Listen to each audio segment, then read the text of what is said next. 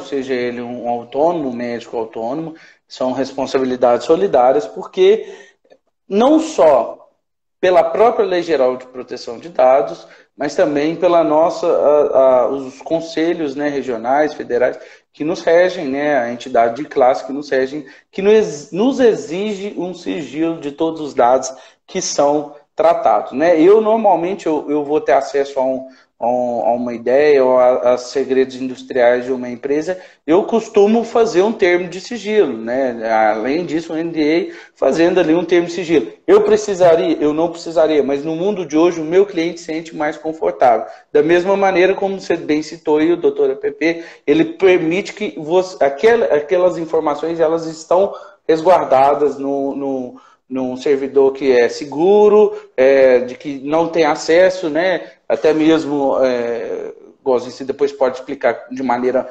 técnica, mais Sim, simplificada aí. as informações com criptografia de tráfego, né? Ou seja, se essa informação ela foi interpelada no meio do caminho, que às vezes acontece muito tentativa, né? Porque as informações na internet elas são como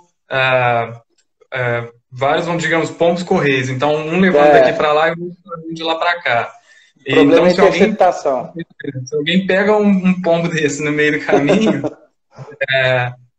se a informação não é criptografada, a pessoa consegue ter acesso a toda aquela informação, né? Apesar, o Exatamente. WhatsApp também, ele tem essa criptografia de ponta a ponta, porém, o que Verificação de deixa... dupla. Isso, porém, assim, talvez o que é o que não é adequado é que no próprio termo de uso do WhatsApp você dá consentimento de compartilhamento das informações. Eu tenho um caso interessante que eu estava conversando com uma amiga sobre pipoca de cinema. A gente estava conversando, pipoca de cinema, muito bom e tal. Quando eu saí do WhatsApp e entrei no Instagram, veio uma propaganda de pipoqueira elétrica para mim. Então, tipo, eu nunca tinha recebido esse tipo de propaganda e depois de uma conversa dessa, essa propaganda me veio. Então, as nossas informações que a gente está trocando ali, por mais que elas sejam criptografadas, a própria empresa ela usa daquilo para poder gerar propagandas para a gente, Marketing, né?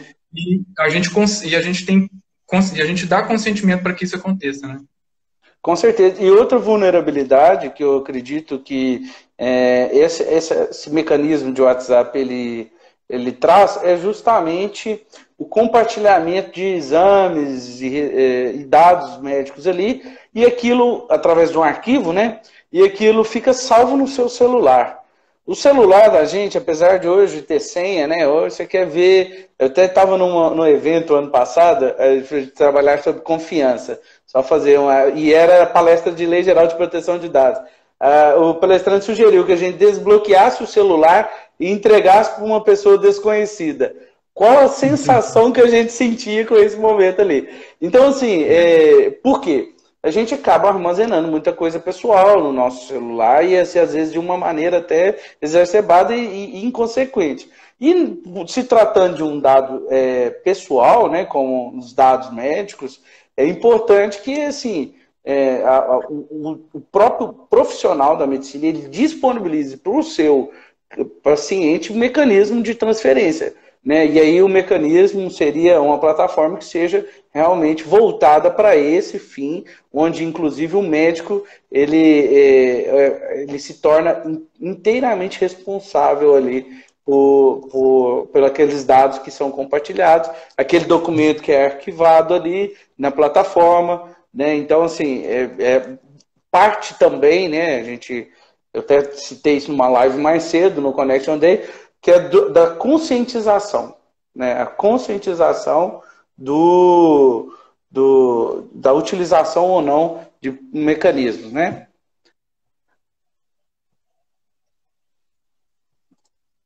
Ó, o João mandou uma pergunta aqui, ó, querendo saber se o profissional usar uma rede insegura, né? Aí a questão de rede, houver um vazamento de dados, a responsabilidade civil do médico seria objetiva?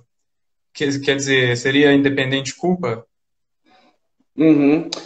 Bom, essa responsabilidade, né, já que ele seria mais, eu diria que uma responsabilidade solidária, né? Porque você pode discutir a culpa ou não, ou o conhecimento até mesmo do próprio usuário ali do telefone que ele estava usando uma rede insegura ou não.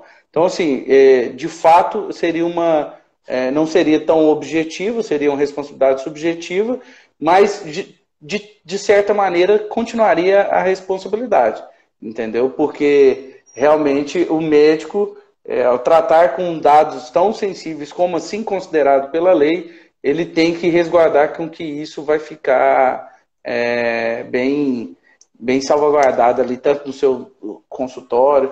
E é bom até esse questionamento aí do João, no sentido de que a gente trata muito a Lei Geral de Proteção de Dados, a proteção de dados, no âmbito digital. E não é só nisso, né? É muito importante também a gente ter em mente a questão do físico, né? Às vezes o médico tem lá seus prontuários todos físicos, né? E isso ali, todos em papel, e a secretária tem acesso a tudo.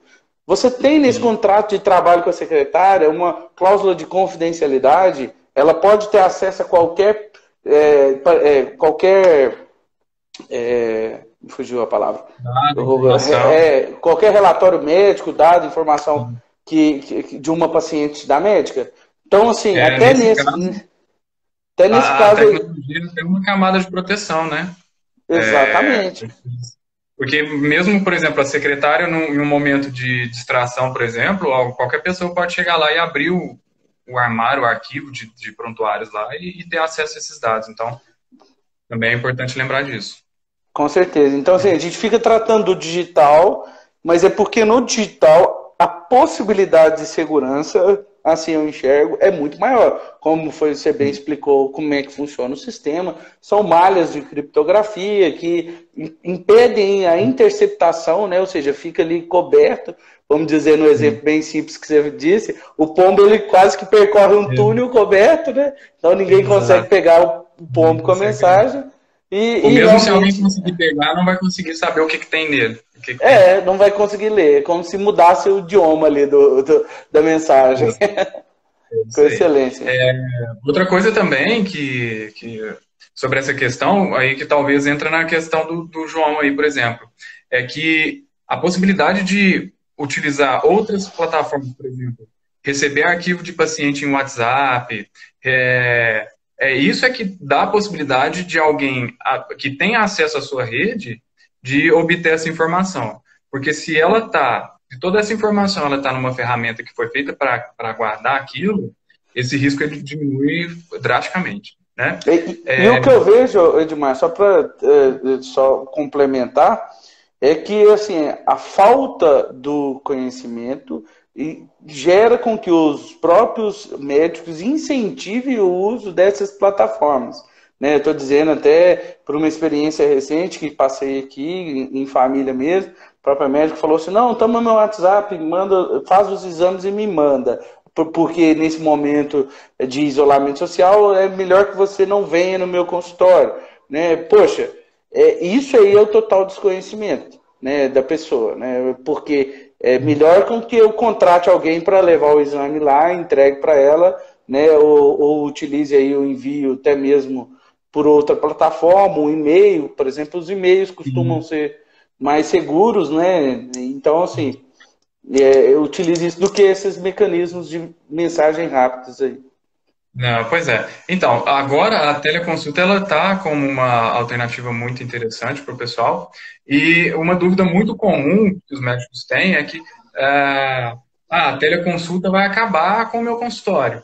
Vai acabar com o meu consultório porque meus pacientes não vai mais precisar vir aqui, meus pacientes vão, sei lá, consultar com pessoas desconhecidas, mas não é isso, tá, pessoal? A teleconsulta, ela não substitui a consulta presencial. Tá? A teleconsulta é um mecanismo, né? Ou seja, ela é uma ferramenta a mais que possibilita maior produtividade até e possibilita também que se evite deslocamentos desnecessários. Então, evita que a pessoa saia de casa para ir no consultório para mostrar os exames e você falar com ela que está tudo ok e mandar ela embora para casa de novo. né? Então, Uhum. nesse ciclo de contágio, a pessoa não precisa sair de casa. Muitas vezes, ela nem precisa sair de casa. Se você tem essa Uhum. ferramenta, né, é, que possibilita você evitar sair de casa, evitar uma visita desnecessária, você está evitando que as pessoas depois caiam no sistema de saúde e aumentem a ocupação de hospitais, de UPAs, né, de pronto Uhum. atendimentos. Com certeza. É, Esse discurso aí, Edmar, é o mesmo discurso de quem fala que a inteligência artificial vai acabar com os advogados, né? Na verdade, até foi falado de forma irônica aí, o Júlio de Freitas, que a inovação acabando com empregos. E, na verdade, é transformando a forma, né? Transformando a forma da gente lidar, do consumidor como um todo, lidar com as relações de produto e serviços. E esse fato, né, que nós estamos passando agora com a pandemia, ele acelerou esse processo. Nós já estávamos caminhando para esse fim, é por isso que você investe hoje, né, no desenvolvimento de um projeto como o Doutor App, por isso que hoje eu invisto também numa atuação para advocacia para startups, com mecanismos de inovação. Por exemplo, o pessoal falou, agora eu estou fazendo atendimento dos meus clientes por videoconferência. Eu falei, isso já é uma realidade para mim, né, há muito tempo. E aí, pela característica do mercado. Então, assim, na verdade, esse discurso aí é para quem tem aquela ideia do mindset fixo mesmo, quem tem a ideia de recentemente a gente que... teve um exemplo. Recentemente a gente teve os taxistas brigando com o Uber, né? Com certeza. Imagina. E vai ter o conselho, os mais tradicionais do conselho de medicina brigando contra essa telemedicina, vão ter os pessoais. É porque é o seguinte, é um simples exemplo. Tá lá. Provavelmente quem ocupa os cargos de lideranças desses conselhos são pessoas mais, vamos dizer assim, longínquas, para não falar velha, de casa já. São médicos mais antigos, são advogados mais antigos. E eles tem dificuldade, obviamente, de fazer isso aqui que nós estamos fazendo aqui hoje, por exemplo, né? E aí, Só quando que você não tem o conhecimento, você tem medo, você fala que você aponta um é monte de... interessante porque justamente uma coisa não substitui a outra, e uma das nossas premissas aqui é se a gente não puder ajudar, a gente não atrapalha. Então, Uhum, por exemplo, para um profissional de saúde que talvez não tenha tanta aptidão com tecnologia, se ele tiver curiosidade, ele vai conseguir facilmente usar o aplicativo, porque a gente procura fazer sempre da forma mais fácil possível para que todo mundo consiga usar. Mas se ele não conseguir, se ele achar difícil, a gente nem insiste, porque a gente não quer atrapalhar. E realmente tem pessoas que vão lidar melhor sem a tecnologia, principalmente o pessoal que já está há mais tempo, né, no uhum. mercado, já trabalhando na saúde há mais tempo, atendendo os pacientes lá com papelzinho, caneta, e tem dificuldade com tecnologia. Esse pessoal realmente, talvez a tecnologia vai atrapalhar mais do que ajudar. Então, uma das nossas premissas aqui é, olha, se a gente não puder ajudar, a gente também não quer atrapalhar. Com certeza. E como você disse, né, bem pontuou aí, esse não, a telemedicina, né, o atendimento por videoconferência, ele não exclui o atendimento presencial. Na verdade, ele objetiva o atendimento presencial.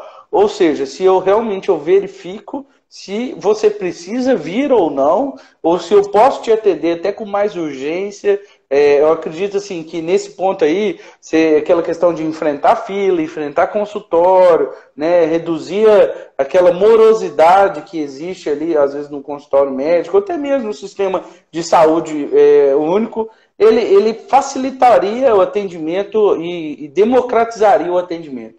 Então, assim, eu acho que essa maneira de observar essa inovação, né, da telemedicina, que apesar de não ser nova, mas hoje se transformou de maneira mais rápida, porque o consumidor, o ser humano, está mudando a sua forma de consumir. Né? Então, agora simplesmente acelerou o processo para que a gente se adaptasse a essa situação. Né? E por isso veio uma portaria e não veio uma lei. Né? A portaria ela é transitória, né? Pode ter é do Ministério da Saúde, pode ter suas alterações aí de maneira... se eu explicar o processo legislativo aqui, a gente vai ficar dando voltas e voltas, mas ela é inferior a uma lei ordinária, onde que vai regulamentar mesmo a telemedicina, que é o mecanismo adequado, até para explicar regras, até para colher, eu acho que esse momento agora é de colher feedback, né, Edmar? Do uso de, assim, a validação. Vamos trazer essa portaria como um MVP da telemedicina. Exato.